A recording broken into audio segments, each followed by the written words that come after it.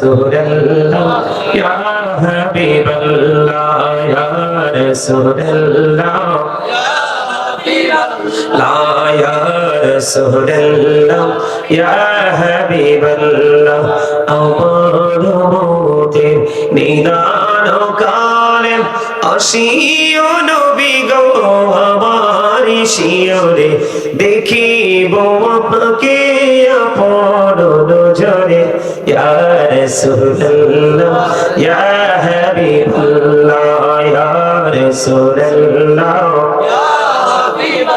লাউন করে নাকির শিয়া সওয়াল করবেন বসাইয়া নিবে না পর্দা দয়াল নবী উঠাইয়া সালাম জানাবো কদম সুইয়া ইয়া রাসূলুল্লাহ ইয়া হাবিবাল্লাহ ইয়া রাসূলুল্লাহ ইয়া হাবিবাল্লাহ গোসল করাইয়া কাফন পরাইয়া যখনই রাখিবে কবরে শোয়াইয়া লইও গো কোলে গোলাম বলিয়া ইয়া রাসূলুল্লাহ ইয়া হাবিবাল্লাহ ইয়া রাসূলুল্লাহ ইয়া হাবিবাল্লাহ ইয়া রাসূলুল্লাহ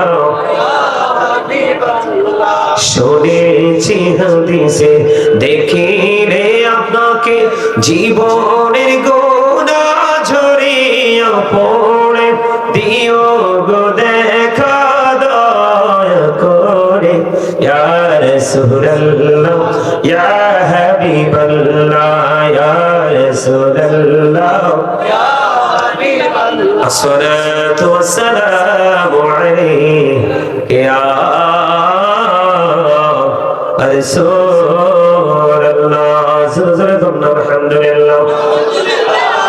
নবীজি আপনার আমার জন্য বন্ধু রহমত, নবীজি আপনার আমার জন্য বড় একটা নিয়ামত। এতে বিন্দু পরিমাণ বন্ধু সন্দেহ নেই। নবীজি যেদিন মেরাজে যাবে জিবরাইল আসলেন আপনার আমার প্রাণের নবী বন্ধু মেহাদির ঘরে।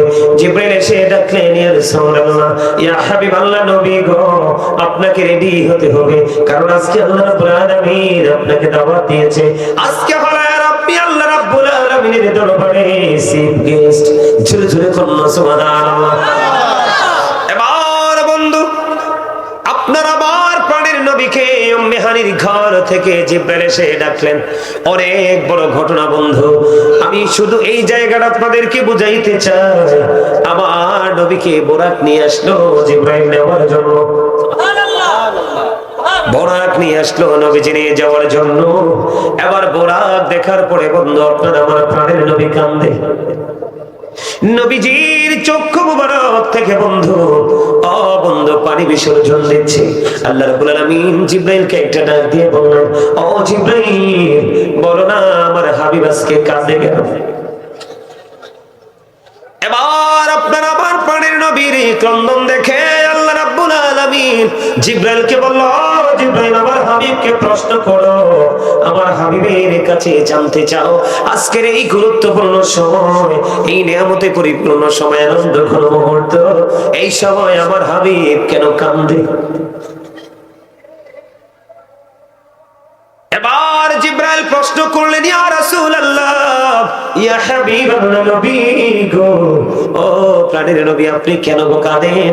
আপনার আমার প্রাণের নবী একটা ডাক দিয়ে বললেন, ও জিবরাইল আজকে আল্লাহ রাব্বুল আলামিন আমাকে আল্লাহর বাড়ি নেওয়ার জন্য আমার জন্য বোরাক পাঠিয়ে দিয়েছে।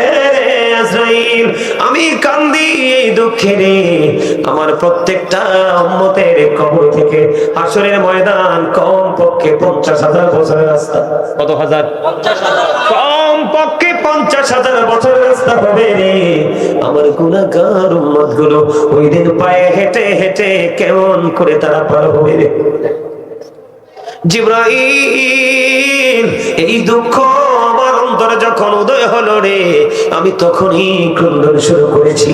এবার আমার আল্লাহ রাব্বুল আলামিন জিবরাইলকে জানিয়ে দিলেন, জিবরাইল আমার হাবিবকে জানিয়ে দাও, আমি আল্লাহ কথা দিলাম পৃথিবীর বুকে যারা আমি নবীর প্রেমে, আমার হাবিবের প্রেমিক, আমার হাবিবের প্রেমে, আমার হাবিবকে ভালোবাসিয়া আমি আল্লাহর দিদারের আশায় সারাটা জীবন পরিশ্রম করবে, সারা জীবন আমার হাবিবকে ভালোবাসবে, ওই ভালোবাসার মধ্য দিয়ে আমি আল্লাহর দিদার কামনা করবে, আমি আল্লাহ কথা দিলাম রে তাদেরকে কাল হাসরের ময়দানে পৌঁছে দেওয়ার জন্য বাহন বরাদ্দ করে দিব। জোরে জোরে বলুন না সুবহানাল্লাহ। এই জন্য আমি বারবার বলে, আপনি যদি বলেন আমি সারা জীবন নামাজ পড়বো, ও বন্ধু ফরজ এবং ওয়াজিব আমার আল্লাহকে আপনি কখনোই রাজি করতে পারবেন না যতক্ষণ না পর্যন্ত আপনি সুন্নাত এবং নফলের দিকে ধাবিত না হবে। কারণ আমি আপনাদেরকে বলি হাদিস শরীফের মধ্যে এসেছে, আমি বলি আপনাদেরকে আজকে আমার বিষয় হলো নবীজি কেমন রহমত আমাদের জন্য, ও বন্ধু আমাদের জন্য কত বড় নিয়ামত, এটা বোঝানোর জন্য আমি আপনাদেরকে বলছি হাদিস শরীফ। ও বন্ধু আমি আপনাদেরকে বলি, ওয়ালিদ বিন মুগীরা আমার নবীর সাথে বেয়াদবি করলো, ওয়ালিদ বিন মুগীরা যখন আমার নবীজির সাথে বেয়াদবি করলো, আল্লাহ রাব্বুল আলামিন সূরা কালামের মধ্যে জানিয়ে দিয়েছে, উতুল্লিন বাদা যালিকা জালিম, আল্লাহ বলেছেন with all that he is a bastard. Allah রাব্বুল আলামিন ওয়ালিদ বিন মুগীরাকে 10টা গালি দিয়েছে, এর মধ্যে 10 নাম্বার গালিটা হলো জারস। জোরে কন্না নাউজুবিল্লাহ। আমি আপনাদেরকে বলি, একটা ছেলের যদি পিতৃ পরিচয় না থাকে, সে যত বড় স্কলারশিপ নিয়ে আসুক না কেন, সে যত বড় মুফতি যত বড় মুহাদ্দিস হোক না কেন, পিতৃ পরিচয় না থাকলে বন্ধু তাকে বলা হয় জারজ সন্তান, আর জারজের পিছনে ইক্তেদা করার কোনো বৈধতা নাই। নবীর সাথে বেয়াদবি করার কারণে বন্ধু কি হয়ে গেল, নবীর সাথে বেয়াদবি করার কারণে বন্ধু জারজ হয়ে গেল। 10 নাম্বার 10টা গালি দিয়েছে, এর মধ্যে সবচেয়ে ছোট গালি হলো এটা, জোরে জোরে কন্না নাউজুবিল্লাহ। আর যদি আপনি প্রাণীর নবীকে রহমত, প্রাণীর নবীকে যদি নিয়ামত মনে করে যদি আপনি ভালোবাসার ডোরি লাগাইতে পারেন, তাহলে আপনার জন্য সুন্নাত নামাজ পড়ার কারণে বন্ধু আপনার জন্য জান্নাত বরাদ্দ করে দেওয়া হয়েছে। জোরে জোরে বলুন না সুবহানাল্লাহ, আরেকটু মহব্বতে বলুন সুবহানাল্লাহ। আমি আপনাদেরকে বলে দিতে চাই, ও মাঝিরা নদীর পাড়ের মানুষ, আমার ভাই, আমার বাবারা, আমার মা, আমার বোনদেরকে ডেকে ডেকে বলছি গো, হৃদয়ের জানা না করে তোমরা সবাই শোনো, প্রাণের নবীর প্রেম, প্রাণের নবী কত বড় নিয়ামত, কত বড় রহমত, ওই নবীর সাথে প্রেমের ডোরি লাগাইলে আমার আল্লাহ কত খুশি। আমার আল্লাহ ডেকে ডেকে বলে, হাবিব আপনি আপনার উম্মত গুলোকে জানাইয়া দেন ফরজ নামাজগুলো তারা পড়বে, ফরজ নামাজের পাশাপাশি আপনি হাবিবের সাথে প্রেমের ডোরি লাগাইয়া আপনাকে মহব্বত করে সুন্নাত নামাজগুলো পড়বে, আমি আল্লাহ তার জন্য স্পেশাল নিয়ামত বরাদ্দ দিয়েছি। দৈনিক 12 রাকাত সুন্নাত নামাজ আছে বন্ধু, ওই সুন্নাত নামাজগুলো যদি আপনি সঠিকভাবে পড়তে পারেন, আমার আল্লাহ আপনার জন্য জান্নাতে ঘর বরাদ্দ দিয়েছে। হুজুর ওই নামাজগুলো কোথায়? আপনি জোহরের নামাজের দিকে তাকিয়ে দেখেন, আর জোহরের ফরজের আগে 4 রাকাত এবং ফরজের পরে 2 রাকাত হলো 6 রাকাত। ফজরের নামাজে ফরজের আগে 2 রাকাত হয়ে গেল বন্ধু 8 রাকাত, ঠিক কিনা বলেন? আরো জোরে বলেন। মাগরিবের নামাজের ফরজ আপনি আদায় করলেন, আদায় করার পরে আপনি পড়ে নিলেন 2 রাকাত, এশারের 4 রাকাত ফরজ পড়ার পরে আপনি পড়ে নিলেন 2 রাকাত, এই হলো মোট 12 রাকাত নামাজ। এই 12 রাকাত নামাজ যদি প্রতিদিন প্রাণের নবীর সাথে প্রেমের ডোরি লাগাইয়া কোন বান্দা অথবা বান্দি, নারী অথবা পুরুষ আদায় করে, আমার আল্লাহ কথা দিয়েছে তার জন্য জান্নাতে ঘর বরাদ্দ।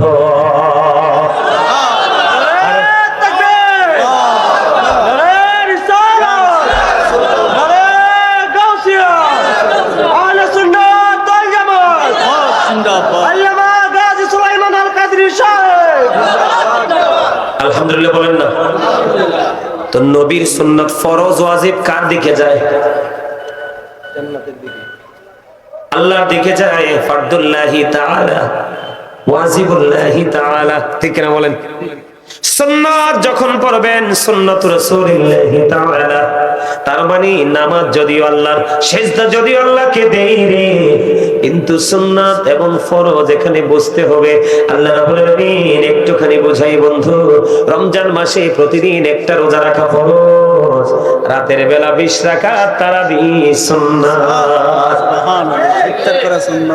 আল্লাহ রাব্বুল আলামিন জানিয়ে দিয়েছে, হাবিব দিন আমি আমার জন্য নিয়ে নিলাম, আর রাত্র আমি আপনার জন্য, আপনার উম্মতের জন্য বরাদ্দ দিয়ে দিলাম। আপনি দেখেন, দিনের বেলা ফরজ রোজা রাখতে গেলে সব কিছু বন্ধ করে দিতে হয়, মুখে তালা দিতে হয়। আর নবীর প্রেমের বাগান হলো রাতের অংশটা। রাতের বেলা যখন আপনি ঢুকবেন, আপনার জন্য পুরো রাত আল্লাহ ওপেনিং করে দিয়েছে। সেহরিও খাও রাতের বেলা, তারাবিও পড়ো রাতের বেলা, ইফতার করো রাতের বেলা, তোমার মনে যত বেশি খুশি তত বেশি খাবার খাও, সেটাও রাতের বেলা। তাহলে এখানে কি বোঝা যায়? আমার নবীর রহমত, আমার নবীর নিয়ামত, এই নিয়ামত এত বড় নিয়ামত বন্ধু।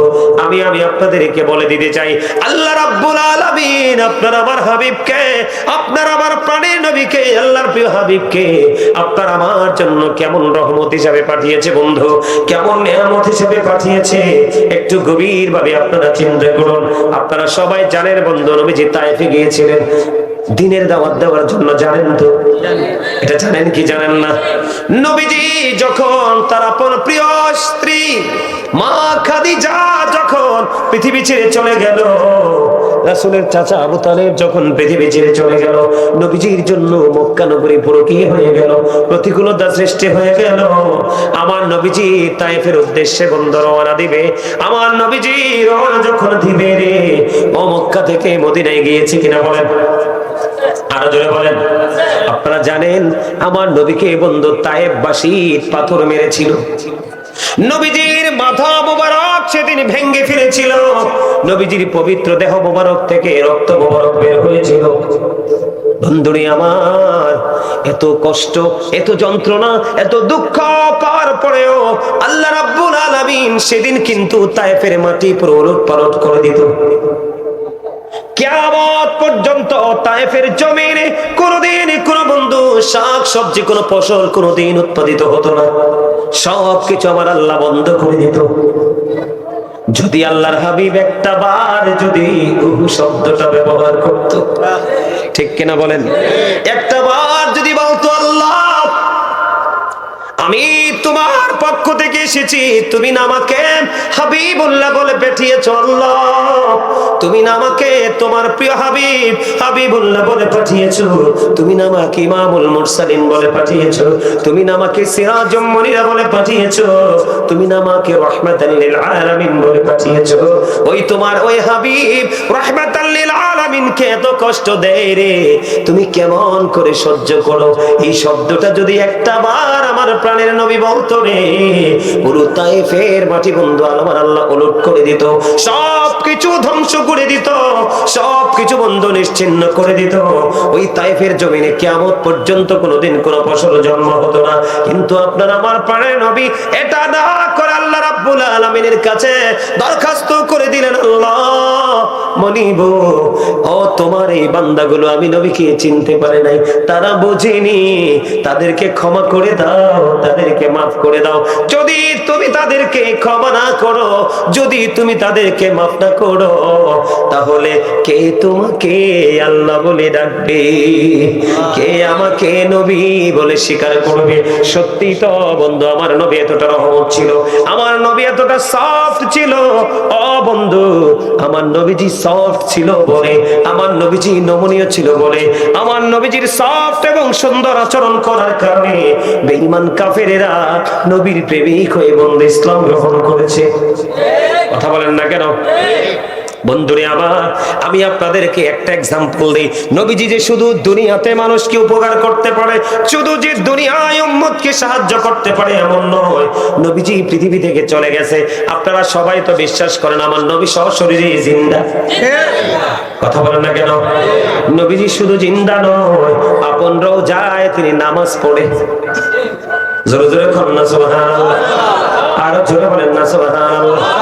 আমি আপনাদেরকে বলি বন্ধু, আপনার আমার প্রাণের নবী কেমন রহমত, ওই রহমাতাল লিল আলামিনকে আপনি ভালোবাসতে পারলে আপনার জীবন কেমন করে ধন্য হয়ে যাবে বন্ধু। আমি আপনাদেরকে একটুখানি বলবো, নবীজির এক পাগল ছিলেন বন্ধু, হযরতে ফাস রাহমাতুল্লাহি আলাইহি। উনি বন্ধু এতটাই নবীর প্রেমিক ছিলেন, এতটাই বন্ধু নবীর পাগল ছিলেন। শীতের কনকনে শীতের মধ্যে ওনার একটা পুত্র সন্তান পৃথিবীতে আসলো। পৃথিবীর বুকে আসার পরে ওনার কাছে কোনো টাকা নাই, কোনো পয়সা নাই, কোনো ধন দৌলত নাই, কিন্তু আমরা সবাই জানি ছোট্ট একটা বাচ্চা যদি পৃথিবীতে আসে আলাদা করে কিন্তু কিছু খরচ করতে হয়। এবার ওই ফাস চিন্তা করতেছে, আমার কাছে কোনো টাকা নাই রে, আমার কাছে কোনো পয়সা নাই রে, আমি কি করব? ও বন্ধু, ফাস চিন্তা করতে করতে দিনটা ফুরিয়ে গেল। রাত্র যখন গভীর হলো, ফাস বন্ধু ঘুমিয়ে গেল। ঘুম যখন তার মধ্যে চলে আসলো, গভীর ঘুমের মধ্যে আবার ফাস রাহমাতুল্লাহি আলাইহি দেখতে পায় প্রাণের নবী তার ঘুমের ঘরে, তার ঘরে এসে হাজির। সুবহানাল্লাহ, জোরে কন্যা সুবহানাল্লাহ। ঘুমের ঘরে এসে হাজির হয়ে গেল গো। ঘুমের ঘরে যখন বন্ধু এসে হাজির হয়ে গেল, এবার ফাসকে আমার নবী ডেকে ডেকে বলে, রে ফাস, তুমি চিন্তা করো না, তুমি টেনশন করো না, তোমার পাশে একজন ইহুদি বাস করে, একজন বেঈমান বাস করে, তার নাম হলো মজুসি। তার নাম কি? তার নাম হলো মজুসি। সকাল বেলা যখন হবে, ওরে ফাস, সকাল যখন হবে রে, তুমি সকাল বেলা চলে যাবে মজুসির বাড়িতে। মজুসির ঘরের সামনে যখন যাবে, ওই মজুসি তোমাকে 20টি দিরহাম দিয়ে দেবে। জোরে জোরে কন্যা সুবহানাল্লাহ। রাত্রটা ফুরিয়ে গেল, সকাল হয়ে গেল। সকাল যখন হলো, ওই মজুসি শুধু চিন্তা করে, আমি কেমন করে যাব গো, আমি একজন মুসলমান, আমি একজন নবী প্রেমিক, আমি একজন ইমানদার, আমি কেমন করে বেঈমানের কাছে যাব? ও বন্ধু, একদিকে নবীর নির্দেশ, আরেকদিকে বন্ধু ব্যক্তিটা বেঈমান। চিন্তা করতে করতে করতে করতে ওনার মধ্যে বন্ধু উনি কোনটা করবে বুঝে উঠতে পারতেছে না। আবার দিনটা চলে গেল, মজুসির কাছে যায় না। ও বন্ধু, দিনটা শেষ হয়ে গেল। রাত যখন আবার গভীর হলো, দ্বিতীয় রজনীতে আপনার আমার প্রাণের নবী আবার ফাঁসের ঘরে এসে হাজির। এবার যখন ফাঁস দেখতে পাইলেন আপনার আমার প্রাণের নবী ওই ফাঁসের ঘরে এসে হাজির হয়ে গেছে, তুমি কেন যাওনি? তুমি যাও, যাও, মজুসি তোমাকে সাহায্য করবে। এবার জলদি করে দৌড়ে চলে গেল। যাওয়ার পরে চাইয়া দেখে বন্ধু মজুসি 20টি দিরহাম হাতে নিয়ে আগে থেকে তার দরজায় দাঁড়িয়ে আছে। জোরে জোরে বলেন আল্লাহু আকবার, আর জোরে বলুন আল্লাহু আকবার। এবার হযরতে ফাস একটা ডাক দিয়ে বলল, রে মজুসি, আমি যে আজকে তোমার কাছে আসব, আমি যে তোমার ঘরের দরজায় আসব, এটা তুমি কেমন করে জানলে রে? এটা তুমি কেমন করে বুঝলে রে মজুসি, এটা তুমি কেমন করে জানতে পারলা? এবার এই মজুসি একটা ডাক দিয়ে বলল, রে ফাস, আমি আমার জীবনে কোনোদিন এমন নুরানি মানুষ আমার ঘরে আসতে দেখিনি। এমন একজন নুরানি মানুষ আমার ঘরের মধ্যে অন্ধকার রজনীতে প্রবেশ করলো রে, আমার পুরো অন্ধকার ঘর পুরো আলোকিত হয়ে গেল। আবার ওই নুরানি মানুষ ডেকে ডেকে বলে, রে মজুসি, আগামী কালকে তোমার কাছে একটা দরিদ্র মানুষ আসবে, তুমি তাকে একটুখানি সাহায্য করে দিও। আমি এমন নুরানি মানুষ দেখেছি, তার নূরের ঝলকের কাছে আমি কি হয়ে গেলাম, আমি হেরে গেলাম। আমি ওই 20টি দিরহাম হাতে নিয়ে দাঁড়িয়ে আছি, তোমাকে কখন দিব? ও ফাস, বলো না এই নুরানি মানুষটাকে। এবার ওই ফাস ডেকে ডেকে বলে, রে মজুসি, এটা পৃথিবীর কোন সাধারণ মানুষ নয়, এটা আমাদের নবী সরকারে মদিনা, ইমামুল মুরসালিন, রাহমাতাল লিল আলামিন, আল্লাহর প্রিয় হাবিব মুহাম্মদুর রাসূলুল্লাহ সাল্লাল্লাহু আলাইহি ওয়াসাল্লাম। জোরে জোরে বলুন না সুবহানাল্লাহ। এবার কি করলেন? এবার ওই মজুসি হযরতে ফাস রাহমাতুল্লাহি আলাইহির জবান থেকে এই কথা শুনে তিনি বন্ধু এবার কিনে আশ্চর্য হয়ে গেলেন। রে ফাস, আমাকে তোমার বাড়ি নিয়ে চলো, আমি আর আমার ঘরে থাকতে চাই না। বন্ধু, খবর নিয়ে জানতে পারলাম ফাস বন্ধু মজুসি ইসলাম ধর্ম গ্রহণ করেছে এবং পরে তার পুরো পরিবার বন্ধু ইসলাম ধর্ম গ্রহণ করেছে। জোরে জোরে বলুন সুবহানাল্লাহ। আর আর জোরে বলেন না সুবহানাল্লাহ। তাহলে আপনার আমার ওই নবী রহমত কিনা? এই পৃথিবীর বুকে আপনি বন্ধু হাজার মানুষের সামনে দিয়ে যান, দেখবেন এই যুগের ছেলেরা আপনাকে সালাম দিবে না, দিবে। কিন্তু আপনার আমার নবী এমন একটা রহমত, এমন একটা নিয়ামত। হযরত আলী রাদিয়াল্লাহু তাআলা আনহু তিনি বললেন, আমি নবীজির সঙ্গে মক্কায় যখন সফরে বের হলাম, আমি সফরে বের হওয়ার পরে আমি আমার পানে নবীর সঙ্গে ছিলাম। আমি যখন নবীজির সঙ্গে হাঁটতেছিলাম, আমি নিজে কানে শুনেছি জঙ্গলে বন্ধু রাস্তায় যে হাঁটছে পাথরগুলো নবীকে সালাম দিয়েছে, গাছপালাগুলো প্রাণের নবীকে সালাম দিয়েছে। আর আপনি আমি নবীর উম্মত, আপনি আমি একজন মুসলমানের সামনে দিয়ে আরেকজন মুসলমান হেঁটে যায়, আপনার আমার সালামের খবর থাকে না। এমন একজন রাহমাতাল লিল আলামিন আপনার আমার প্রাণের নবীজি, উনাকে পাথর তুলা বানি গাছপালা পর্যন্ত সালাম দিয়েছে। বন্ধু শুধু এখানে ক্ষান্ত নয়, আমি আপনাদেরকে বলি আমাদের নবী কেমন রহমত। যে নবীকে বলবে আবু জাহেলের দৃষ্টিতে আমার নবী ছিলেন কালো, কথা বলেন না কেন? আর হযরতে আলী, হযরতে আবু বকর, হযরতে ওমর, হযরতে ওসমান জিন নূরাইন রাদিয়াল্লাহু তাআলা আনহু, তাদের কাছে ছিল আমার নবী শ্রেষ্ঠ নূর। ঠিক কিনা বলেন? ও বন্ধু, আবু জাহেলের কাছে আমার নবী কালো বিশ্রী রে, নবীর প্রেমিকদের কাছে নবী অত্যন্ত সুন্দর মিষ্টি। ঠিক কিনা বলেন? একদিন বন্ধু মা খাদিজা স্বপ্নে দেখলেন, আকাশ থেকে চাঁদ যেন নেমে আসছে, গোটা পৃথিবীকে আলোকিত করে। মা খাদিজা বলতেছে, আমি দেখতে পাইলাম এই চাঁদটা আমার বুকের মধ্যে এসে আশ্রয় নিয়েছে, আর আমি এটাকে চেপে ধরে অত্যন্ত প্রশান্তি পেয়েছি। তখন বন্ধু তৎকালীন সময়ে ধর্মযাজক একজন ব্যক্তি ছিলেন, তার নাম হলো Waraqa ibn Nawfal. Waraqa ibn নওফেলের কাছে চলে গেলেন খাদিজা, ওনার কাছে গিয়ে বললেন, আমি তো স্বপ্নটা দেখেছি, এই স্বপ্ন দেখলাম, এটার ব্যাখ্যা কি আমি একটু জানতে চাই। এবার ওই মা খাদিজাকে একটা ডাক দিয়ে বললেন, ও খাদিজা, এটা তো বড় নেয়ামতের খবর রে, ওই খবরটা কেমন নেয়ামত? ওই আখির নবীর আসার সম্ভাবনা। জোরে জোরে করুন না সুবহানাল্লাহ। আখির নবী চলে আসবে, আর ওই আখির নবীর বিবি হবে তুমি খাদিজা। জোরে জোরে বলেন না সুবহানাল্লাহ। ওই নবীর আসার সময় হয়ে গেল বন্ধু। দেখতে দেখতে সত্যি সত্যি আপনার আমার প্রাণের নবী রাহমাতুল লিল আলামিন এই পৃথিবীর বুকে বন্ধু চলে আসলেন। মা আমিনার নিভৃত জীর্ণ কুটিরের মধ্যে আপনার আমার প্রাণের নবী চলে আসবেন। নবী রাসূল চলে আসলেন। রাসূলের ফুফু সুফিয়া রাদিয়াল্লাহু তাআলা আনহা তিনি বললেন, এই নবীজি যে রহমত, নবীজি যে নেয়ামত, নবীজি যে আপনার আমার মতো না, এটার আরেকটা প্রমাণ হলো বন্ধু এই হাদিস শরীফটা। উম্মে সালমা রাদিয়াল্লাহু তাআলা আনহা, ও বন্ধু তিনি ডেকে ডেকে বললেন, রাসূলের ফুফু সুফিয়া রাদিয়াল্লাহু তাআলা আনহা তিনি ডেকে ডেকে বললেন, নবীজি যখন পৃথিবীর বুকে কদম মোবারক বাড়িয়ে দিল, আমরা দেখতে চেয়েছিলাম আমিনার উদর থেকে পুত্র সন্তান নাকি কন্যা সন্তান পৃথিবীর বুকে চলে আসলো, কিন্তু আমরা নবী মুহাম্মদ রাসূলুল্লাহ সাল্লাল্লাহু আলাইহি ওয়াসাল্লাম কাছে যাওয়ার আগে আগে চাইয়া দেখলাম কুদরতি একটা নূর যেন এসে পৃথিবীর জমিনে নবী মুহাম্মদের নিচের পুরো অংশটা ঢেকে দিয়েছে। পৃথিবীর কেউ নবীজির লজ্জাস্থান দেখতে পায় না। জোরে জোরে বলেন না সুবহানাল্লাহ, আর জোরে বলেন না সুবহানাল্লাহ। এগুলা কি রহমত কিনা?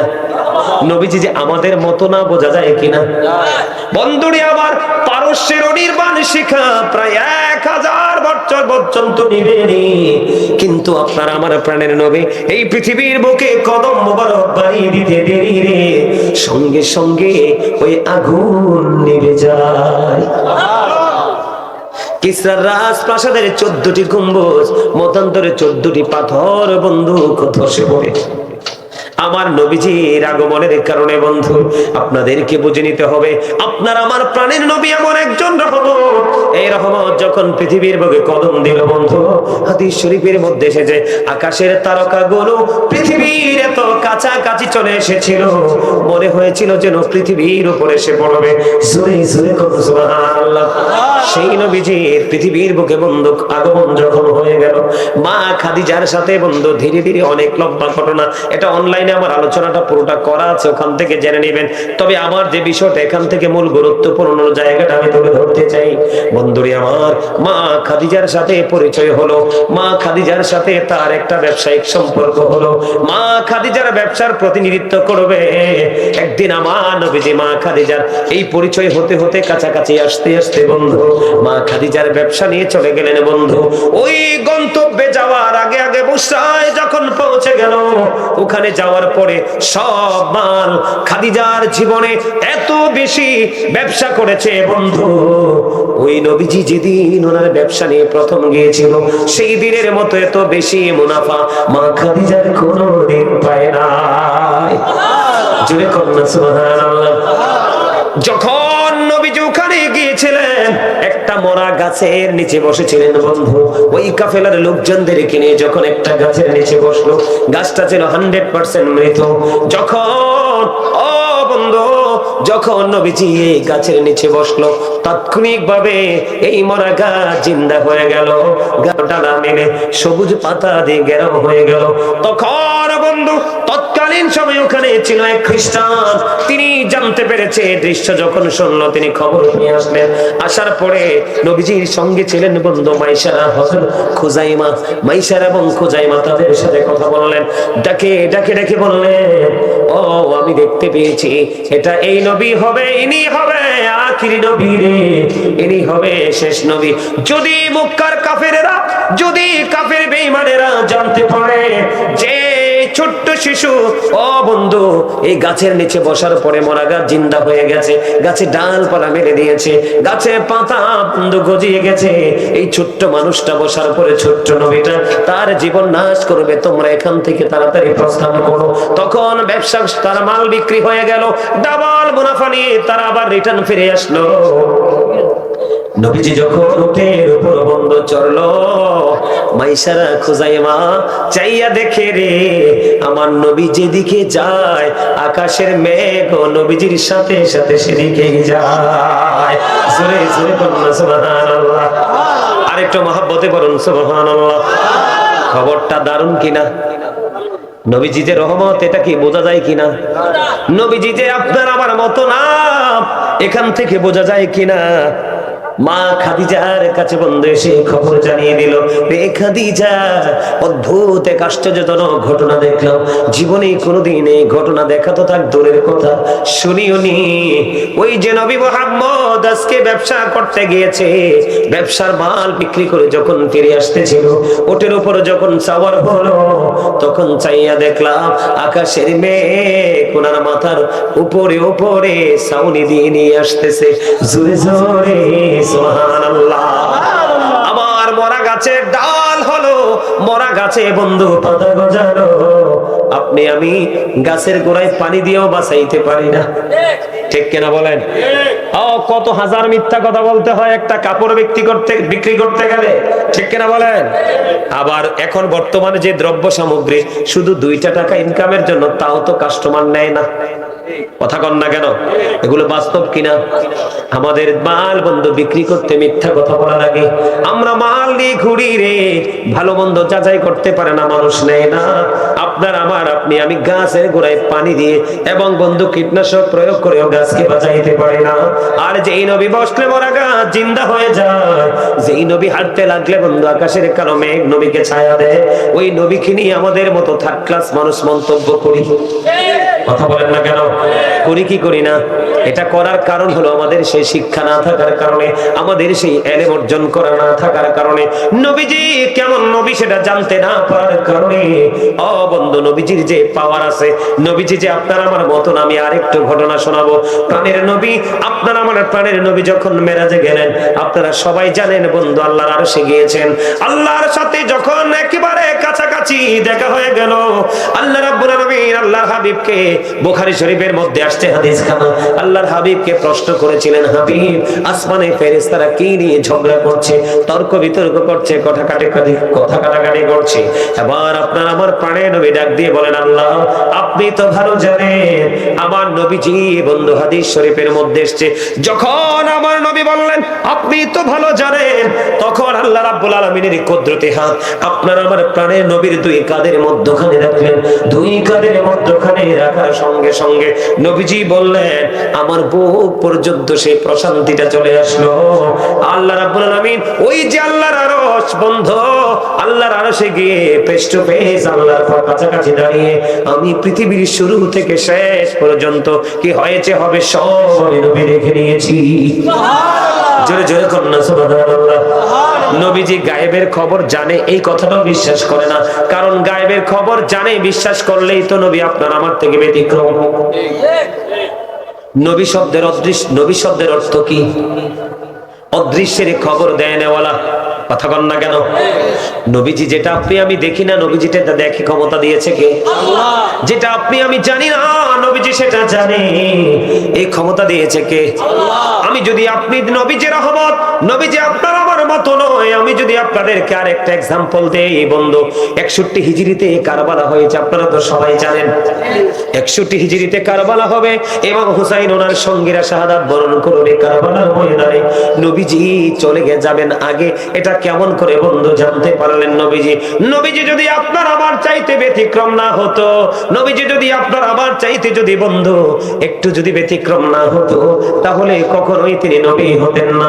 বন্ধুরি আমার, নবীজি যখন চলে যাওয়ার সময় উম্মে সালমাকে কিছু মাটি দিয়ে নবীজি বললেন, এগুলো তুমি যত্ন করে রাখো, যেদিন দেখবা এই মাটিগুলো রক্তে লাল হয়ে গেছে, সেদিনই মনে করবা আমার কলিজার টুকরা শহীদ হয়ে গেছে। বন্ধু আমার, নবীজি পৃথিবী ছেড়ে চলে গেল। পৃথিবী ছেড়ে চলে যাওয়ার পরে নবীজি চলে গেলেন পৃথিবী ছেড়ে। দেখতে দেখতে দেখতে দেখতে বন্ধু 61 হিজরি চলে আসলো। সত্যি তো 61 হিজরিতে ও বন্ধু দুপুরবেলা উম্মে সালমা মাটি চাইয়া দেখে রক্তে লাল হয়ে আছে। সুবহানাল্লাহ। জোরে কন্যা আল্লাহু আকবার। আর জোরে বলেন আল্লাহু আকবার। নবীজি আপনার আমার জন্য বন্ধু নিয়ামত, নবীজি আপনার আমার জন্য রহমতের, বিশ্বাস করেন কি করেন না? আল্লাহ রাব্বুল আলামিন বলে দিয়েছে, আমি আপনাকে বলি, কিয়ামতের ময়দান হবে অত্যন্ত ভয়ঙ্কর, কিয়ামতের ময়দান অত্যন্ত বিপজ্জনক। এখন বন্ধু সূর্য পৃথিবী থেকে 9 কোটি 13 লক্ষ মাইল দূরে। সূর্যের আলো পৃথিবীতে আসতে সময় লাগে মাত্র 8 মিনিট 20 সেকেন্ড। প্রতি সেকেন্ডে 1,86,000 মাইল বেগে বন্ধু ছুটে আসে। ওই সূর্যের আলো কত আবরণ ভেদ করে আসে সইতে পারি না। বন্ধু কাল হাসরের দিন মাত্র 1.5 হাত উপরে থাকবে সূর্যটা। সূর্যের তাপে গা পুরো ঘেমে যাবে, পুরো অবস্থা বন্ধু নষ্ট হয়ে যাবে, দুর্গন্ধময় হয়ে যাবে পরিবেশ। আল্লাহ রাব্বুল আলামিন জানিয়ে দিয়েছে, মানুষ লিখিত দপ্তরকে যেমন ভাবে গুটিয়ে নেয়, আমি আকাশকে তেমন ভাবে গুটিয়ে নিব। এত ভয়ঙ্কর হবে, গর্ভধারিণী মহিলারা তাদের সন্তান প্রসব করার আগে তাদের গর্ভপাত হয়ে যাবে। তার মানে সন্তান প্রসব হওয়ার আগে তাদের সন্তান প্রসব হয়ে যাবে। বন্ধু তারা বলতে পারবে না, যেই প্রাণী বন্ধু বাচ্চা প্রসব করবে তার বাচ্চা প্রসব হয়ে যাবে, সেটা যে বুঝতে পারবে না। মা আয়েশা বন্ধু কান্না করতেছে। আমার নবীজিকে প্রশ্ন করলেন, ইয়া রাসূলুল্লাহ, ইয়া হাবিবাল্লাহ, নবী গো, কিয়ামতের ময়দানে নারী পুরুষ কি একত্রিত হয়ে উঠবে? নবীজি বলেছেন, উলঙ্গ থাকবে, একত্রিত হয়ে উঠবে। ইয়া রাসূলুল্লাহ, নারী পুরুষ সবগুলো একত্রিত থাকবে, তারা একজনকে আরেকজনের দিকে নজর দিবে না। আমার নবীজি বললেন একজন আরেকজনের দিকে নজর দিবে না। কেন গো নবী? মা আয়েশার প্রশ্নের জবাবে আমার নবী বললেন এই কারণে একজন আরেকজনের দিকে নজর দিবে না, কারণ সেই দিনের অবস্থা হবে অত্যন্ত ভয়ঙ্কর। এই সম্পর্কে আল্লাহ রাব্বুল আলামিন কোরআন শরীফে সূরা ইনফিতরে বলেছে। এই জায়গাটা যদি না বলি তাহলে নবীজি যে নেয়ামত রহমত সেটা বুঝবেন না আপনারা। আল্লাহ রাব্বুল আলামিন পবিত্র কালামে হাকিমে কোরআন শরীফের মধ্যে বন্ধু সূরা ইনফিতরের শুরুতে আল্লাহ বলেছেন 30 পারায় ইদাস সামাউল ফাতরাত ওয়া ইদাল কাওয়াকিবুল তাজারাত ওয়া ইদাল বিহারু ফুজিরাত। আল্লাহ রাব্বুল আলামিন বলেছেন আকাশটা ভেঙে যাবে। আকাশ যখন ভেঙে যাবে তারকাগুলো বন্ধু বিক্ষিপ্ত হয়ে ঝরে ঝরে পড়বে, সমুদ্র সেদিন উদ্বেলিত হয়ে যাবে। বুঝতে পারেন আপনার অবস্থাটা কেমন হবে? এত ভয়ঙ্কর হবে রে ওই ভয়ঙ্কর হাসরের দিনে। বন্ধুরি আমার, আপনার আমার প্রাণের নবীর রহমত, আপনার আমার প্রাণের নবী যে আপনার আমার জন্য নিয়ামত, তার একটা প্রমাণ হলো ওই ভয়ঙ্কর দিনে পুনরুত্থানের আগে, মানে আমরা পৃথিবী ধ্বংস হয়ে গেছে, আবার পুনরায় জীবিত হওয়ার আগে আগে আল্লাহ রাব্বুল আলামিন ফেরেশতাদেরকে পাঠাবেন আল্লাহর হাবিবকে আরশের রওজা থেকে নিয়ে আসার জন্য। ফেরেশতারা বন্ধু জান্নাতি পোশাক নিয়ে যাবে আমার নবীর কাছে। আমার নবীজি একটা ডাক দিয়ে বলবে আমার উম্মতগুলোকে ফুলসিরাতের উপর ছেড়ে আমার জন্য এই নিয়ামত নিয়ে এসেছো, শুভ সংবাদ না পাওয়া পর্যন্ত আমি এগুলো গ্রহণ করব না। জোরে জোরে কন্যা সুবহানাল্লাহ। ডেকে ডেকে বলবে ইয়া রাসূলুল্লাহ, ইয়া হাবিবাল্লাহ, নবী গো, ও প্রাণের নবী গো, এখনো তো পুনরুত্থানের সিংহাই বাজানো হয়নি, কেমন করে আপনার উম্মতকে ফুলসিরাতে পৌঁছে আসবো? এই কথা জানার পরে বন্ধু নবীজি সঙ্গে সঙ্গে জিব্রাইলের সঙ্গে ফেরেশতাদের সঙ্গে রওনা হবে। এসে সঙ্গে সঙ্গে বন্ধু সিজদায় পড়ে যাবে। জোরে জোরে কন্যা সুবহানাল্লাহ। আল্লাহ ডাক দিয়ে বলবে হাবিব আপনি ক্রন্দন করবেন না, সারা জীবন আপনি ক্রন্দন করেছেন গো হাবিব, আজকে আপনি যা চাইবেন তাই দেওয়া হবে। হাদিস শরীফের মধ্যে আসছে নবীজি উম্মতি উম্মতি বলে কাঁদবে। জোরে কন্যা সুবহানাল্লাহ। উম্মতি উম্মতি বলে শুধু কান্দন করবে। হাদিস শরীফের মধ্যে আসছে ব্যাপারটা কেমন ভাবে জানেন?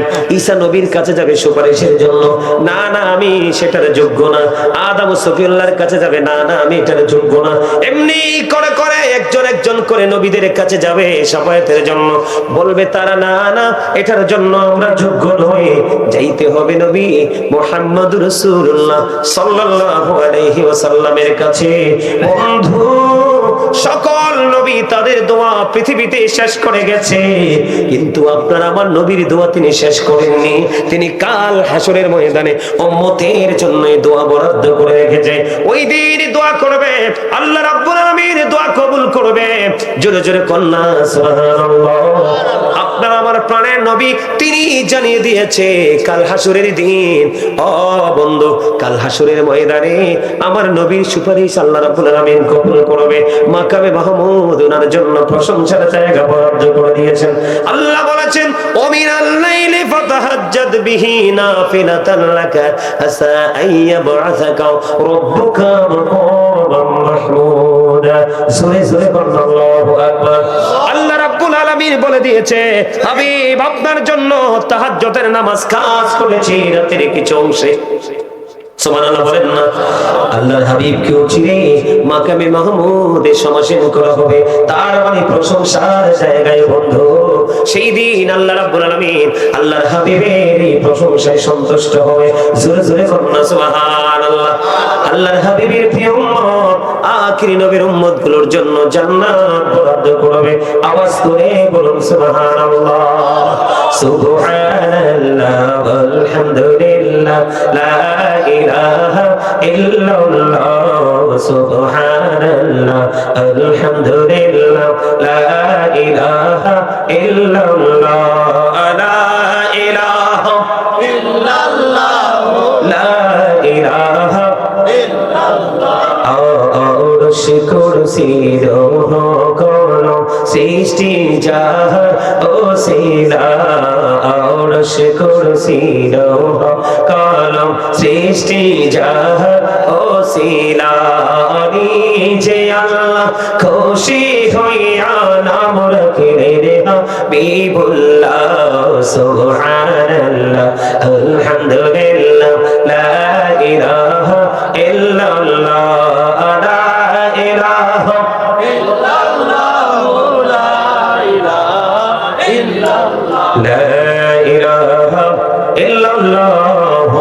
মুহাম্মাদুর রাসূলুল্লাহ সাল্লাল্লাহু আলাইহি ওয়াসাল্লাম। সারাটা জীবন নবীজি আপনার আমার জন্য ক্রন্দন করেছে, কাল হাসরের ময়দানেও কাঁদবে রে। উম্মত ছাড়া নবীজি জান্নাতে যাবে না।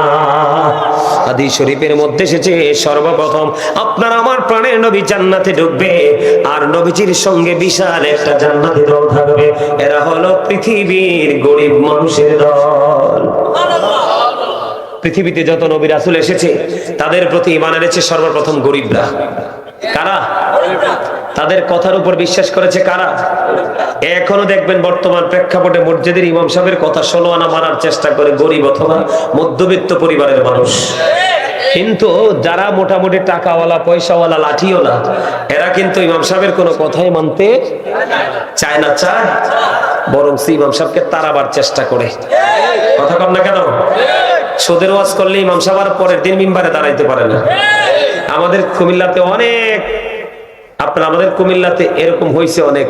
ইমাম সাহেব এই শুক্রবারে সুদের ওয়াজ করছে, তো পরের শুক্রবার আসার আগে হুজুর আপনার ছুটি, আগামী জুমা কে পড়াবো করার ব্যবস্থা হইব। কারণ সুদের কথা কইছে আরে তো গরম পানির মতো পড়ছে সুদখোরের মাথায়। কথা কন না কেন? এরকম আছে না আমাদের সমাজের মধ্যে? আপনার কুসংস্কারের কোনো শেষ নাই। নবীকে ভালোবাসতে হবে জানের চাইতেও বেশি। কার চাইতে? সন্তান চাইতে বেশি, সম্পদ চাইতে বেশি। নাইলে আপনি মুমিন হতে পারবেন না। পারবেন? নবীজিকে ভালোবাসছিলেন একজন নবীর প্রেমিক, বলবো? হ্যাঁ শুনবেন একটু? হ্যাঁ, আপনারা তো মানুষ নাই, আলোচনা তো করে মজা পাই না, তারপরেও চেষ্টা করতেছি আলোচনা করার জন্য। আপনাদের এখানে কোনো সমস্যা চলতেছে কোনো? তাহলে মানুষ কই গেল?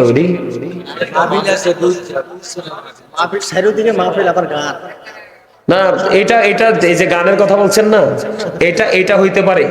কারণ আসার সময় দেখছি বিশাল গানের আয়োজন, মানুষ চারপাশে। আমি আপনাদেরকে বলে শোনেন, যেহেতু গানের প্রসঙ্গটা আসছে জন্য বলি। আল্লাহ রাসূল বলেছে শোনেন, হেদায়েত তো আর সবাই হবে না, ওয়াজ তো আর সবাই শুনবে না, জান্নাতেও আল্লাহ সবাইকে নেবে না, বেছে বেছে যাচাই বাছাই করে করে নিবে। যেমন আমি একটা যদি एग्जांपल দেই, মানে একবারে সহজ ভাষায়, কাল হাসরের ময়দানে আহ্বানকারী আহ্বান করতে থাকবে, রাতের বেলা প্রতি রাতে মধ্যবর্তী নামাজ কে পড়েছো, তার মানে তাহাজ্জুদ কে পড়েছো। হাদিস শরীফের মধ্যে এসেছে, যখন প্রশ্ন করা হবে রে মধ্যবর্তী নামাজ কে পড়েছো, মুষ্টিময় কিছু লোক দাঁড়াবে, সুবহানাল্লাহ কন্যা, অল্প কিছু মানুষ দাঁড়াবে। তখন সঙ্গে সঙ্গে তাদেরকে অর্ডার করা হবে, তোমরা বিনা হিসাবে চলে যাও জান্নাতে, আর বাকি মানুষগুলো রেডি হবে হিসাবের জন্য। বুঝতে পারছেন বিষয়টা? হ্যাঁ, যারা কি করবে, তার মানে কি? আল্লাহর নবীর জন্য খাস। মুমিনরা চিন্তা করতেছে যে আল্লাহ কোরআনে বলেছে আমার নবীর জন্য এটা বরাদ্দ করে দিয়েছে, আমার নবী যদি তাহাজ্জুদ পড়তে পারে তাহলে আমার তো বেশি পড়া দরকার। মুমিনের চিন্তা ঠিক এইরকম ভাবে যখন মুমিনরা চিন্তা করবে, তখন তার প্রত্যেকটা জায়গা কি হয়ে যাবে? পরিষ্কার হয়ে যাবে, ক্লিয়ার হয়ে যাবে। যেমন আমি আপনাদেরকে একটা एग्जांपल দেই। एग्जांपलটা হলো কেমন জানেননি? আমার মা বোনেরা আজকে আলোচনা শুনতেছে, আমি আমার মা বোনদের জন্য বলবো নবীকে কেমন করে ভালোবাসা যায়। বন্ধুরে আমার, উহুদের ময়দানে যখন যুদ্ধ শুরু হয়ে গেল, হযরতে নুসাইবা রাদিয়াল্লাহু তাআলা আনহা তিনি খবর পাইলেন আমার নবীজি যুদ্ধের ময়দানে শাহাদাত বরণ করেছে। এবার ওই নুসাইবা পাগল হয়ে গেল, কি শুনলাম রে, আমার নবী নাকি শহীদ হয়ে গেছে, আমি মেনে নিতে পারছি না। ও বন্ধু, শুধু পুরুষরা নবীকে ভালোবাসবে, শুধু ছেলেরা নবীকে ভালোবাসবে এমনটি নয়। আপনি কোরআন খুলে দেখেন, হাদিস খুলে দেখেন, ইতিহাস পড়ে দেখেন, অসংখ্য নারীও আমার নবীর জন্য নিজের সব কুরবানি করে দিয়েছে। হ্যাঁ, জোরে কন্যা সুবহানাল্লাহ। আমি খুব মজা লাগে বন্ধু, খুবই মজার জিনিস, কিন্তু মজার মানুষ না পাইলে মজা পাওয়া যায় না। আপনারা বসেছেন, আমি মনে করি ধান ঝাড়ে না মানুষ কুলা দিয়া, দেখেন না ঝাড়েনি, জানলে কি হয়, সিডা সব চলে যায়। যতই আপনি ঝাড়াঝাড়ি করেন ধান তো যাবে না, কারণ এটার মধ্যে আছে মূলটা। আপনি জুমার দিনে দেখবেন, আপনি খেয়াল করবেন, মুমিন চিনার উপায় হোক সে যুবক হোক সে বৃদ্ধ, বন্ধু মুমিন চিনার উপায় দেখবেন সবার আগে সবার আগে গোসল করে সব দিনের চাইতে সুন্দর করে আতর লাগাইয়া মসজিদে চলে আসবে, আসার পরে সামনের কাতারে বসবে, সুন্নাত নফল পড়বে, মাথা নিচু করে বসে থাকবে। কিন্তু দেখবেন আবার বের হওয়ার সময় সব মুসল্লির তাড়াহুড়া থাকলেও ওই যেটা আগে আসছে এটার মধ্যে কোনো তাড়া নাই। আমার নবী বলেছে এটাই হলো আমার সত্যিকারের পাগল, এটাই হলো আল্লাহ রাব্বুল আলামিনের সত্যিকারের গোলাম। অপ্রেমিক গোলামেরা তোমরা শুনে রাখো, কেউ যদি জুমার দিনে সবার আগে মসজিদে যায় এবং সবার পরে যদি মসজিদ থেকে বের হয়, আমার নবীজি জানিয়ে দিয়েছে তার বাড়ি যাইতে যতগুলো কদম লাগবে, আপনারা কদম বলেন না কাইক বলেন, কদম কাইক দুটোই বলেন, আল্লাহর হাবিব বলেছে তোমার বাড়ি যাইতে যতগুলো কদম লাগবে, তোমার বাড়ি যাইতে যতগুলো কাইক লাগবে রে, প্রত্যেকটা কদমে কদমে তোমার আমলনামায় 1 বছরের নফল ইবাদতের সওয়াব দেয়া হবে। বুঝছেন নি মজা কই? নবীর সাথে প্রেম লাগাইছেন আপনি, নবী যেমনি বলছে আপনি এমনি চলেছেন, কারণ নবীর কোনো কথা নিজে থেকে বলেনি, আমার মালিক যা অর্ডার করেছে তাই করেছে, ঠিক কিনা বলেন? নবীর কথা মানা মানি হলো আপনি আল্লাহর কথা মানা। বন্ধু সেই ক্ষেত্রে আমি একটুখানি বলবো আপনাদেরকে, আজকে অনেক বড় আশা নিয়ে আসছিলাম বন্ধু, অনেক আলোচনা করব, কিন্তু আপনাদের উপস্থিতি মানসিকতা দেখে মনটা ভেঙে গেল। এইরকম যদি হয়, আমি জান্নাতের বাগান যারা সাজিয়েছেন তাদেরকে বলবো, এইরকম যদি হয় পরিবেশ, তাহলে মাহফিলের প্রয়োজন নেই। শুক্রবারে অথবা জুম্মার দিনে একজন আলাদা একটা হুজুর আনবেন, মসজিদের মধ্যে বয়ান করাবেন, এত টাকা খরচ করে এত সামিয়ানার আয়োজন করার দরকার নাই। এই টাকাগুলো থাকলে বন্ধু এতিমখানায় কাজে লাগবে। আমার কথা শোনেন, বাংলাদেশে অসংখ্য মানুষ, সুন্নি মনা মানুষ মাদ্রাসা করতে পারে না, মসজিদ চালাইতে পারে না, তাদের খোঁজ রেখে রেখে এত বড় খরচ না করে তাদেরকে কিছু কিছু করে দিয়ে দেন, এটার অনেক বেশি বেনিফিট আপনার আসবে। আমি আজকে বলে গেলাম আপনাদেরকে, আমি ওপেনলি বলে গেলাম বন্ধু, আমি আপনাদেরকে বলে গেলাম, এই ঢাকার মতো জায়গায় এসে এত শক্ত মানুষ আমি খুঁজে পাবো কল্পনাও করি নাই, তাও এত সকালে। বন্ধুরি আমার, আমরা এখনকার 12টা বাজলে মনে করি মাগরিবের সময় হয়েছে, 2টা বাজলে মনে করি রাত্র 10টা হয়েছে, কিন্তু আজকে এখানে এসে দেখলাম আসরের সময়, এশারের সময়, আর যখন এশারের সময় হলো রাত্র হয়ে গেল 2টা। এত পাথর, এত শক্ত মানুষ, এই মানুষগুলোকে কখনোই নবী উম্মত বলে স্বীকৃতি দিবে না, ঠিক কিনা বলেন? বাংলাদেশ যদিও ছোট, কিন্তু মানুষের অভাব নাই। আপনি আজকে খানার আয়োজন করেন, গান বাজনার আয়োজন করেন, মানুষের কোনো কমতি হবে না, এটাই হলো কিয়ামতের আলামত। আমি সেদিকে বন্ধু যেতে চাই না। হযরত নুসেবা যখন শুনলেন আমার নবী যুদ্ধের ময়দানে শহীদ হয়ে গেছে, পাগল হয়ে গেল নুসেবা, দৌড়ায় বন্ধু উহুদের ময়দানের দিকে। হঠাৎ করে একজন খবর জানিয়ে দিল, এই নুসেবা, যুদ্ধের ময়দানে তোমার ভাই শহীদ হয়ে গেছে। তারপরেও কিন্তু নুসেবা দাঁড়ায় না, নুসেবা দৌড়ায় সামনের দিকে যাওয়ার পরে, নুসেবা যুদ্ধের ময়দানে তোমার বাবা শহীদ হয়ে গেছে, তারপরেও বন্ধু নুসেবা দাঁড়ায় না, দৌড়ায় নবীর প্রেমে, যাইতে ওপারে যাওয়ার পরে এবার নুসেবাকে আরেকজন খবর দিল, নুসেবা যুদ্ধের ময়দানে তোমার স্বামী শহীদ হয়ে গেছে। একটা সেকেন্ডের জন্য নুসেবা দাঁড়ায় না। বন্ধু, এবার যাইতে দিদার হয়ে গেল প্রাণের নবীর সাথে। এবার নুসেবাকে ডাক দিয়ে বলল, রে নুসেবা, আজকে তো তোমার অনেক বড় ক্ষতি হয়ে গেল। এবার নুসেবা একটা ডাক দিয়ে বললেন, ইয়া রাসূলুল্লাহ, ইয়া হাবিবাল্লাহ, নবী গো, ও প্রাণের নবী, আমার ভাই বাবা স্বামী শহীদ হয়ে গেছে, এতে আমার বিন্দু পরিমাণ কোনো দুঃখ নাই গো, আমি আপনাকে পেয়েছি তো সব পেয়েছি। জোরে জোরে কন্যা সুবহানাল্লাহ, আরো জোরে বলেন না সুবহানাল্লাহ। বলে প্রেমটা কেমন করে করতে হবে বুঝতে পারছেন নি? আকির নামক একটা গাধা, বর্তমানে মুসলমানের জীবনে গাধার এমন কোন গুরুত্বপূর্ণ ভূমিকা রাখে না। একটা আকির নামক গাধা নবীজি যখন পৃথিবী ছেড়ে চলে গেল, গাধাটা নবীজির বিরহ সইতে পারে না। কোথায় গেল গো প্রাণের নবী? আর কি জীবনে কোনদিন প্রাণের নবীকে দেখতে পাবো না। ওই আকির নামক গাধা শুধু কান্দে রে, শুধু চোখের পানি বন্ধু বিসর্জন দিচ্ছে। কোনো খাবার খায় না, কোনো পানি খায় না। নবী নবী বলে নিজের জীবনকে কোরবানি করে দিয়েছে। বন্ধু 3 দিন 3 রাত্র, মতান্তরে 4 দিন 4 রাত্র পার হয়ে গেল। ওই গাধা কোন ধরনের কোন খাবার বন্ধ ভক্ষণ করলো না। 3 দিন 3 রাত্র মতান্তরে 4 দিন 4 রাত্র পরে ওই গাধা গভীর সমুদ্রে ঝাঁপ দিয়ে নিজের জীবন দিয়ে দেয়। সুরে সুরে কন্যা সুবহানাল্লাহ। আমরা আল্লাহকে ভালোবাসি, রাসূলকে ভালোবাসি, কিন্তু আল্লাহর হুকুম মানতে রাজি না। এই ভালোবাসা দিয়ে কখনোই সফলতা সম্ভব নয়। কথা বলেন ঠিক কিনা? আমি যেটা বলতে চেয়েছিলাম, প্রেম করলে করার মতো করবেন। যেই প্রেম আপনার দুনিয়ার শান্তি পরকালের মুক্তি নিশ্চিত করবে। আমি একটা কথা আজকে বলার চেয়েছিল না, যেহেতু আসার সময় একটা পরিবেশ দেখে আসলাম, সেই জন্য আমি আপনাদেরকে সচেতন করার জন্য বলি। রাসূল বলেছেন কিয়ামতের পূর্বক্ষণে গান বাদ্যযন্ত্র বেড়ে যাবে এবং এক শ্রেণীর মানুষ তাদের চেহারা বিকৃত হয়ে যাবে, তাদেরকে মাটির মধ্যে গ্রথিতকরণ করা হবে। ইয়া রাসূলুল্লাহ, তারা কি তাওহীদ মানবে না? নবীজি বলেছেন মানবে। তারা কি রিসালাত মানবে না? নবীজি বলেছেন মানবে। নবীজি বলেছেন ওয়া ইয়াসুমুন ওয়া ইয়াহুজ্জুন ওয়া ইউসাল্লুন। নবীজি বলেছেন তারা নামাজও পড়বে, তারা রোজাও করবে, তারা হজও করবে। তারপরেও কি তাদের এই সাজাটা বহাল থাকবে? রাসূল বলেছেন হ্যাঁ, তারপরেও তাদের এই সাজাটা বহাল থাকবে। কেন?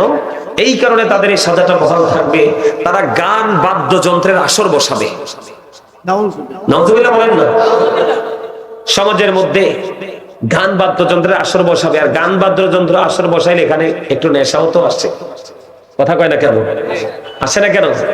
মদের আসর বসাবে, গান বাদ্যযন্ত্র আয়োজন করবে। এই জন্য তারা আল্লাহ মানবে, রাসূল মানবে, রোজা রাখবে, হজ করবে, নামাজ পড়বে, তারপরেও তাদের এই সাজাটা বহাল। তার মানে নামাজ পড়ে রোজা করে দান সদকা করে কোনো লাভ নাই যদি আমরা গান বাদ্যযন্ত্র প্রেমিক হই। আল্লাহ রাসূল আলো বলেছেন গানের আসরে যায় পাপীরা। কারা? পাপীরা। গান থেকে মজা নেয় যারা, মানে গান থেকে যখন গান শোনার পরে কয় গানটা খুব ভালো লাগছে, এই গান শোনার পরে যে নাচানাচি করে স্বাদ নেয়, রাসূল বলেছেন এটা হলো কুফরি। নাউযুবিল্লাহ বলেন না। আল্লাহ রাসূল আরো বলেছেন মাঠে পানি দিলে যেমনি ফসল জন্ম হয়, ঠিক তেমনি ভাবে অশ্লীল শব্দ দ্বারা যে গান রচনা করা হয়েছে, সেই শব্দ দ্বারা গান দ্বারা মানুষের অন্তরের মধ্যে নোংরামি সৃষ্টি হয়। জোরে কন্যা নাউযুবিল্লাহ, আরো জোরে। এবার বুঝতে পারছেন এটা কত খারাপ জিনিস। কান লাগাইয়া গান শোনা যাবে না, গানের আসরে যাওয়া যাবে না, গান থেকে মজা নেওয়া যাবে না। আর যদি সত্যিকার অর্থে, এখন তো আর গানের আসরে যাওয়া লাগে না। এখন কি আর গানের আসরে যাওয়া লাগে? মোবাইল এমন এক মেশিন, আপনার 24 ঘন্টায় আপনি গানের মধ্যে থাকতে পারবেন। আপনি দেখবেন এখনকার যে ছেলে মেয়েরা, তাদের জবানে আল্লাহ রাসূলের নাম নাই। তাদের জবানে কি নাই? আল্লাহ রাসূলের নাম নাই। আল্লাহ রাসূলের নাম আসবে কোত্থেকে? কারণ মোবাইল এমন একটা জিনিস, সারাক্ষণ শুধু এটা নিয়েই, শুধু সারাক্ষণ এটা নিয়েই ব্যস্ত থাকে, ঠিক কিনা? তাহলে আমাদেরকে অনেক সচেতন হতে হবে। সম্মানিত উপস্থিতি, চলার পথে একেবারে আল্লাহর হাবিব যেইভাবে বলেছে আমরা সেইভাবে চলার চেষ্টা করব। কেন চেষ্টা করব? কারণ আমাদের এই জীবনটাই কিন্তু শেষ না, আমাদের আরেকটা জীবন পড়ে আছে। ওই জীবনের কিন্তু শুরু আছে, শেষ। আপনারা মনে করেন না আল্লাহ কিন্তু আমাদেরকে সৃষ্টি করছে ধ্বংস করার জন্য নয়। আল্লাহ আমাদেরকে চির অমর করে রাখার জন্যই সৃষ্টি করেছে। আল্লাহ কি বলে জানেন? আল্লাহ বলেছেন ফি আইয়ি সূরাতিন মা শাআ রাক্কাবাক। আল্লাহ ক্রিয়েটেড দ্য মাইন্ড। আল্লাহ আল্লাহর মন মতো করে, ইচ্ছে মতো করে আমাদেরকে বানাইছে। সূরা কন্যা সুবহানাল্লাহ। লাকাদ খালাকনাল ইনসানা ফি আহসানি তাকবীর। আল্লাহ বলতেছে আসমান জমিন চন্দ্র সূর্য সবকিছু থেকে সুন্দর করে আমাদেরকে বানাইছে। সুবহানাল্লাহ। আর জোরে বলেন না সুবহানাল্লাহ। সুবহানাল্লাহ। এটা আমাদের জন্য নিয়ামত কিনা? আর জোরে বলেন নিয়ামত। নিয়ামত না? এই জন্য আমি আপনাদেরকে বলবো 5 ওয়াক্ত নামাজ পড়বেন, হালাল পথে রোজগার করবেন। বিশেষ করে রাসূলকে পেতে হলে মা বাবাকে ভালোবাসতে হবে।